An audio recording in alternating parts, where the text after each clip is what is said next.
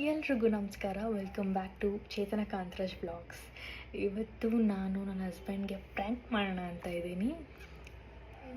ಮದುವೆ ಆಗಿ ಇಷ್ಟು ವರ್ಷ ಆದ್ರೂ ಒಂದಿನೂ ಅವ್ರ ಹತ್ರ ₹1 ಕೇಳಿಲ್ಲ. ಸೊ ಇವತ್ತು ನಾನು 1,00,000 ಕೇಳ್ತಾ ಇದ್ದೀನಿ. ನೋಡೋಣ ಅವ್ರ ರಿಯಾಕ್ಷನ್ ಹೆಂಗಿರುತ್ತೆ ಅಂತ, ಆ್ಯಂಡ್ ಕೊಡ್ತಾರಾ ಇಲ್ವಾ ಅಂತ. Let's see. ನಮ್ಮ ಸಣ್ಣವರಿಗೆ ನನಗೆ ಸ್ವಲ್ಪ ದುಡ್ಡು ಬೇಕಿತ್ತು. ಅದೇ ಇದಕ್ಕೆ ಟ್ರೇಡಿಂಗ್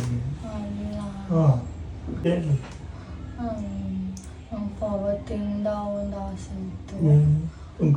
ಅಲ್ಲ, ಮುಂಚೆ ತಗೋಬೇಕು ಅಂತ. ಅದಕ್ಕೆ ಹಬ್ಬಕ್ಕೆ ತಗೊಳ್ಳೋಣ ಅಂತ ಅಂದ್ಕೊಂಡೆ. ಕೊಡ್ತೀರಾ?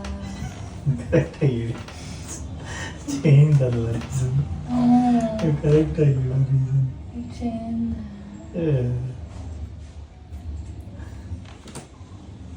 ಅದು ದೊಡ್ಡದು 5 lakhs 10 lakhs ಆಗುತ್ತೆ.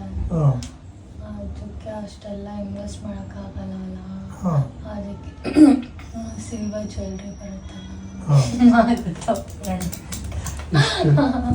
ಅದು 1 lakh. ನೋಡಿದ್ದೀನಿ.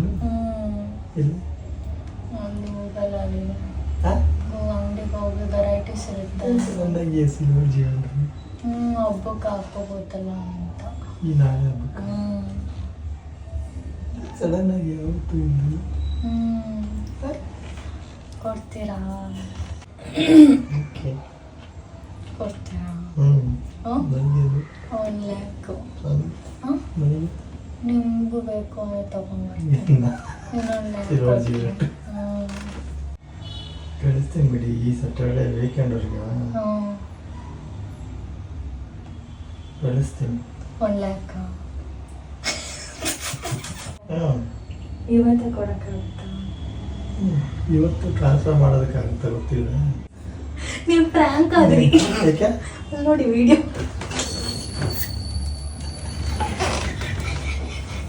ಪ್ರ್ಯಾಂಕ್ ವಿಡಿಯೋ ನಂಗೆ ಗೊತ್ತಿತ್ತು ಏನಂತ. ಪ್ರ್ಯಾಂಕ್ ಮಾಡ್ತಾ ಇದ್ದೀರಾ ಅಲ್ಲ, ಸಡನ್ ಆಗಿ ನಾನು 1 lakh ಕೇಳೋದ್ಮೇಲೆ ಸುಮ್ಮನೆ ಹೇಳಿ. ನಾನು ನೋಡಿದೆ ಆವಾಗಲೇ ಕ್ಯಾಮ್ರಾ ಇಟ್ಟಿದ್ದೆ. ಏನಿಲ್ಲ, ನಿಮಗೆ ಗೊತ್ತೇ ಆಗಿಲ್ಲ. ಏನಿಲ್ಲ. ಹಲೋ ಗೈಸ್, ನಾನು ಸುಮ್ಮನೆ ನಾಟಕ ಆಡಿದ್ದು ನಿಮಗೂ ಗೊತ್ತು ತಾನೆ. ಏನಿಲ್ಲ, ಕೇಳಿ ಕಮೆಂಟ್ ಮಾಡಿ. ನಾನು ಪ್ರ್ಯಾಂಕ್ ಆಗಿಲ್ಲ.